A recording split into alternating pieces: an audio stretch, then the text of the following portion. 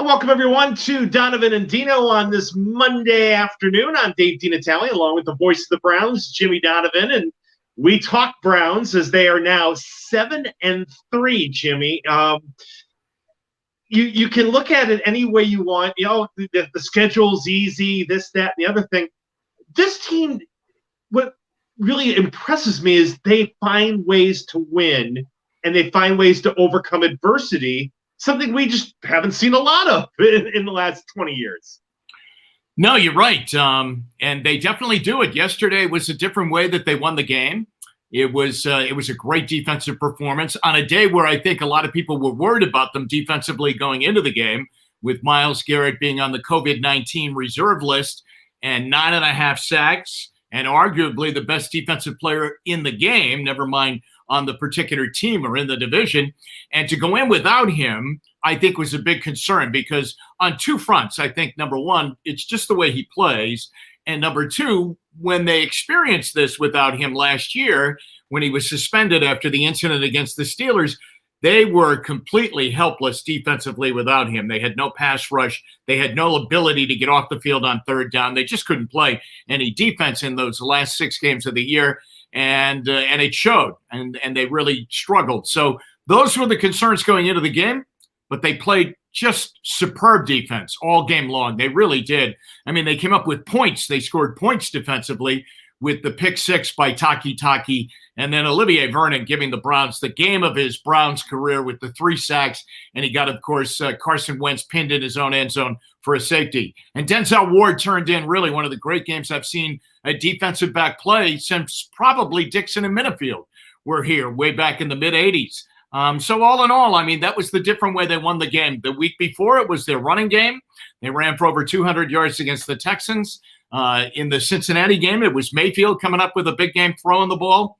So that's the sign of a real team. Right now, it's a good team, but I think the fact that it's a team is the thing that's so impressive. I mean, they really play hard for each other. And that, to me, it means you give Kevin Stefanski a lot of credit, obviously, because they've won and their record is what it is. But just what you were talking about there a minute ago, Jimmy, about the fact that they're pulling for each other, the culture is different, the manner in which they win games is different. It really it's another tip of the cap to me to Kevin Stefanski and his coaching staff. No. Yeah, they've done a great job. And I think it even extends to Andrew Berry, Paul DePodesta, for the culture swing with and the election Stefanski. I'm kind of a hardworking guy, a guy that really has paid his dues, a guy that's gone up the rungs of the ladder, the coaching ladder in the NFL, one step at a time. He never really took a monumental leap. I mean, he was a quality control guy. He was a chief of staff before he had any kind of a position. Then he was a quality control guy. And then he's weaved his way through the various offensive positions up to become an offensive coordinator, but with a very reserved ego.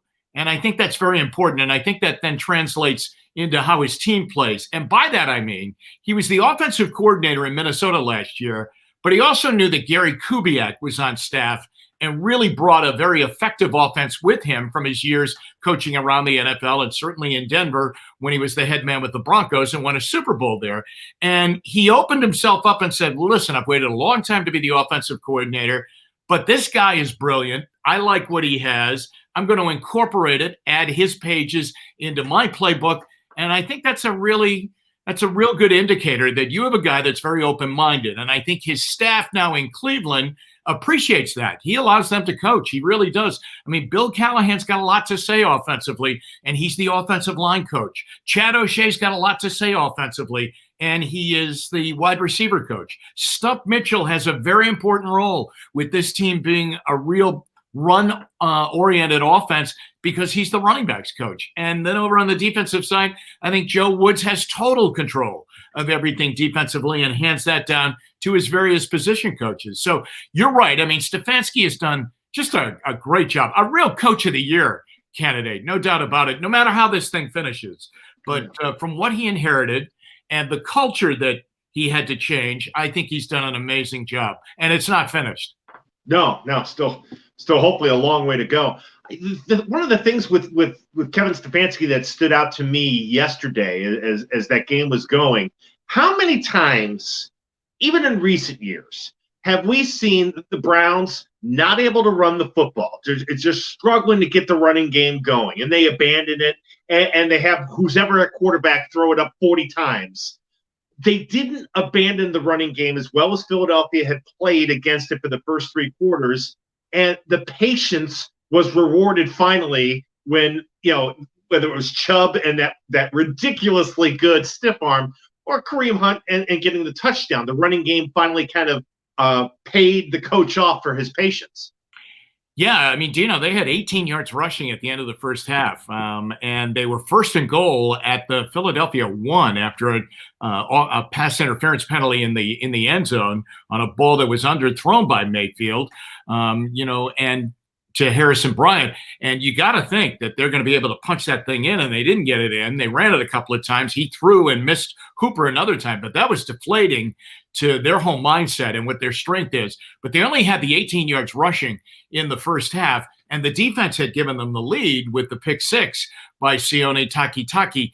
And it really was a numbers problem, and it's something that they're going to face, I think, each and every week now. And I think that it started with the Raiders, and then it continued last week against the Texans, and it definitely was prevalent yesterday. And the numbers problem, by that I mean teams are just jamming the front line on them. They're stuck on the box, as we say in football terms. They're putting 8 and 9 guys up on the line of scrimmage. Now, until the Browns beat that with a passing game, and that would mean Baker Mayfield hitting a couple of passes, to all of a sudden have that defense say, well, wait a minute, we have to back up. We have to take a couple of these guys and we have to drop them off the line of scrimmage. And then that leaves that defense kind of naked to what the Browns do in the running game.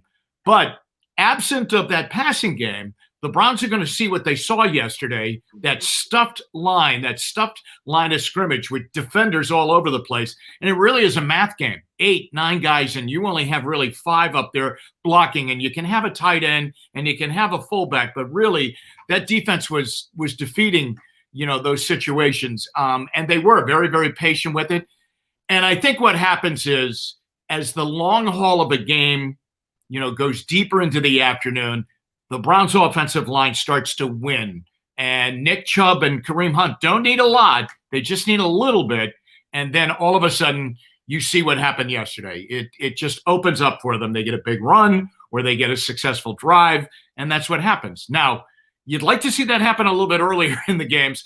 And I think, but I do believe that's what you're going to see the rest of the way. You're going to see the running team. So we're going to number them at the line of scrimmage and see what they can at that point in time. With that said, are you still a little concerned about Baker Mayfield's accuracy? And specifically, I look at those 2 plays you just went through during that failed goal line sequence when, they went to Bryant, ended up being the pass interference penalty, but he missed Harrison. He was open. He underthrew him. And then obviously the closer one, he missed Hooper on a gimme, would have been a touchdown. I mean, he didn't throw any interceptions again, but those are just those types of throws you expect Baker Mayfield to make that he isn't making. And it still kind of concerns me a little bit when I think about this team going forward into the end of this month and into December with meaningful games on the horizon. Yeah, this Sunday will be a real indicator of the point that you're making, which is very valid. I mean, it is a worry. Yes, it is a worry. And I think they come out of the game yesterday, and I think if you take a look at what Mayfield did in the game, the best thing he did was he did not throw an interception. Now, he did fumble, and he really fumbled a second time down by the 5-yard line just before the Hunt touchdown, but they ruled that his forward progress had been halted and the play had been blown dead. But he didn't throw an interception, and that's happened now like 2 or 3 weeks in a row. And they walk out of the game and they say, okay, that's good. That's what we'll hang our helmet on coming out of this game. So he's not beating them by throwing interceptions. But at some point, he's going to have to throw the football. And why I say this Sunday might be a real good indicator is that I'm guessing the weather will be better down in Jacksonville than it's been in Cleveland for these 3 home games in a row, and that it will be more conducive to having a passing game and being more comfortable to throw the football in that kind of weather. Then we'll see. I would be much more comfortable, and I don't understand why it isn't happening more, if he was hitting these tight ends, because they're really good options. They're great options. Bryant is really a good option, and Hooper is a great option, and he is having difficulty hitting those guys. And from the radio booth and my partner, Doug Deacon, he feels it's a visibility problem, that he can't see them because you typically hit tight ends when you're in the pocket. But he has his best vision, he being Mayfield, when he rolls out. But when he rolls out, you're really taking the tight ends out of the game a little bit, unless they're crossing across the middle of the field. And you're slicing the field down, in visibility and how much you're going to play with. And you're really hitting a receiver maybe right on the sideline, which he does, and he's done that effectively. So it is a problem.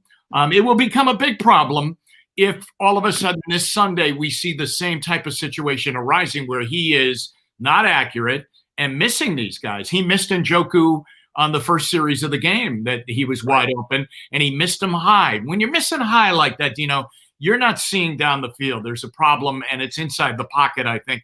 And that's something that I think a lot of people were worried about when he was coming into the NFL. Yeah. I want to close. You made a point just about being in the radio booth. I haven't talked to you about life with home games with the crowd being much lower than it's been. What's that been for you and Deke and Nathan and Gibbs and the rest of the radio network crew, to be watching and taking in games at FirstEnergy Stadium that try to have the same atmosphere despite the fact that there are significantly fewer fans due to COVID? Yeah, I have to tell you, as great as this is, it is kind of sad that you would be having this kind of season and these fans who are so great and so loving of the football team and the franchise and the history of it and the journey that everybody's taken with them, whether you're young or old. And you would be having this kind of year and you can't go to the games. That's really tough. So before the game, at halftime, and right immediately after the game, there's a feeling of this is great that they won. No doubt about it. It's exciting. They're a great story. They've come a long way. They really have. I give them unbelievable credit for the job that they're all doing. And everybody's buying into it. And it's a really neat thing to watch, okay? It's like in the movie Hoosiers when Gene Hackman, when Norman Dale, the character he's playing, he goes to try and get Shooter, who has, gotten into the booze once again. And Jimmy Chitwood has, he's joined the team and they're starting to roll. And he says, right now, with Jimmy here, we're fighting on Pistons. We're going to be a tough team to beat. I could only imagine what that stadium would be like right now and what the town would be like right now, building up to a home game, having a great feeling that the team was going to win. So it hurts my heart. It really does that the fans aren't in there, because there have been so many times they've been in there and they've walked out of there and said, oh, this was a 3 hours that I'll never get back in my life after watching the product on the field. But that is not the case this year. So we feel badly about that. I mean, I do, and I think the other guys that you mentioned definitely do too, because we've had that conversation. But I will tell you, once the game starts, I mean, I guess, I don't know, you just have tunnel vision and you're just involved in what the situation is, what they have to do, what are they going to do next, what's going on. And you kind of forget about that. But all around that, it really is. I really feel badly that the place isn't stuffed and full, because that would even make it that much more of a great story. Absolutely. I completely understand. And, just in my world of just doing high school games this fall, I have an understanding of what you're talking about. When the game's on, you're just kind of focused. But when you have those moments to look around and like, man, this is just, it's hard to watch. And I mean, there have been so many exciting moments at home this year. Yeah, they played well at home this year. I mean, it's been another thing to watch, really, except for the Raider game. There have been memories, and we've got the Ravens and Steelers coming to the stadium next month. I mean, yeah, and the other tough part is and it's sad. You drive down there. Of course, the commute's pretty easy, to and from. I mean, it really is. But when I drive by that Muni lot on Sunday morning and it's just empty because nobody's allowed in, I really feel badly because I know everybody's waited for so long now, 22 years. Everyone's been waiting for a team like this, and here they are. I mean, they're 7-3, and they're very real. I mean, this is not a fluke. They're very, very real. And they're not the best team in the NFL, but they are one of the better teams in the NFL. And we'll see how the rest of the story goes. But it's unfortunate that we're living in these times and that people can't enjoy it. But you know what? I think this team is such on the right course right now that when we do get back to normal, everybody will enjoy coming in to see them play because they're a lot of fun. Well, I think I can speak for everybody. I mean, thank goodness you and Doug and Nathan and the crew and the folks that do TV for Fox and CBS and what have you are keeping it as normal as they can. And it is still a pleasure to turn on my radio and driving around running errands, and I can listen to you guys, and it feels like home. So thank you, my friend, and thank you for doing this as you do every day. I really appreciate it. You got it, Dino. Take care. Okay. Thanks for watching Donovan and Dino, everyone. We'll see you next week.